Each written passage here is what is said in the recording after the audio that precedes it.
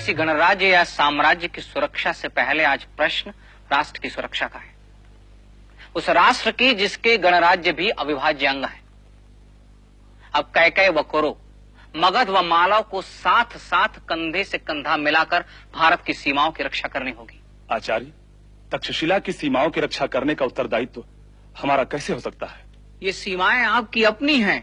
पर तक्षशिला की राजनीति से गणराज्यों का क्या संबंध आचार्य? हिमालय से लेकर समुद्र पर्यंत भारत एक है, उसकी पग पग भूमि हमारी अपनी भूमि है।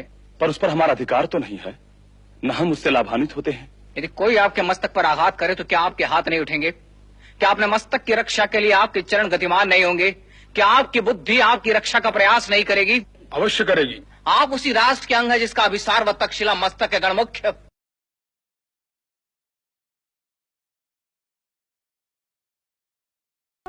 शिक्षक व परिषद तो गौरव भूषित तब होगी जब यह राष्ट्र गौरवशाली होगा, और यह राष्ट्र गौरवशाली तब होगा जब यह राष्ट्र अपने जीवन मूल्यों व परंपराओं का निर्वाह करने में सफल व सक्षम होगा, और यह राष्ट्र सफल व सक्षम तब होगा जब शिक्षक अपने उत्तरदायित्व का निर्वाह करने में सफल होगा।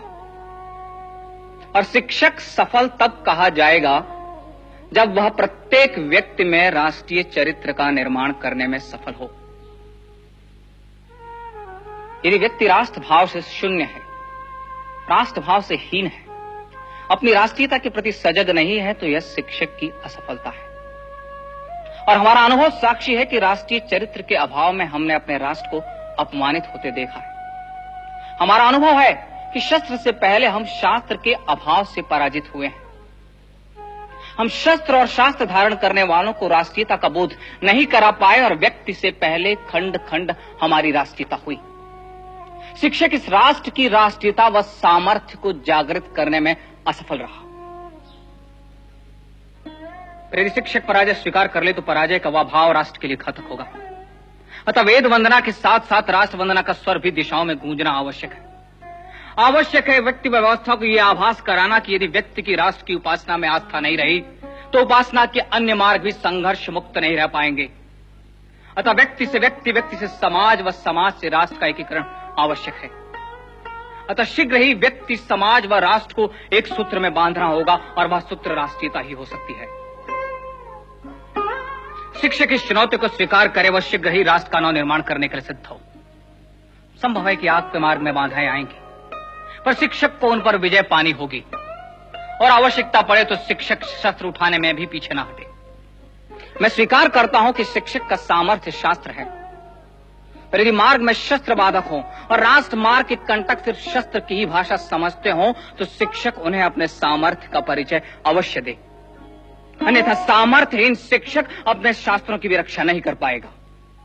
संभव है कि इस राष्ट्र को एक सूत्र में बांधने के लिए शिक्षक को सत्ताओं से भी लड़ना पड़े, पर स्मरण रहे कि सत्ताओं से राष्ट्र महत्वपूर्ण है, राजनैतिक सत्ताओं के हितों से राष्ट्रीय हित महत्वपूर्ण है। अतः राष्ट्र की वेदी पर सत्ताओं की आहुति देनी पड़े तो भी शिक्षक संकोच न करे। इतिहास साक्षी है कि सत्ता व स्वार्थ की राजनीति ने इस राष्ट्र का अहित किया है। हमें अब सिर्फ इस राष्ट्र का विचार करना है। यदि शासन सहयोग दे तो ठीक, अन्यथा शिक्षक अपने पूर्वजों के पुण्य व कीर्ति का स्मरण कर अपने उत्तरदायित्व का निर्वाह करने में सिद्ध हो। विजय निश्चित है। सप्त सिंधु की संस्कृति की विजय निश्चित है। विजय निश्चित है इस राष्ट्र के जीवन मूल्यों की। विजय निश्चित है इस राष्ट्र की। आवश्यकता मात्र आवाहन की है।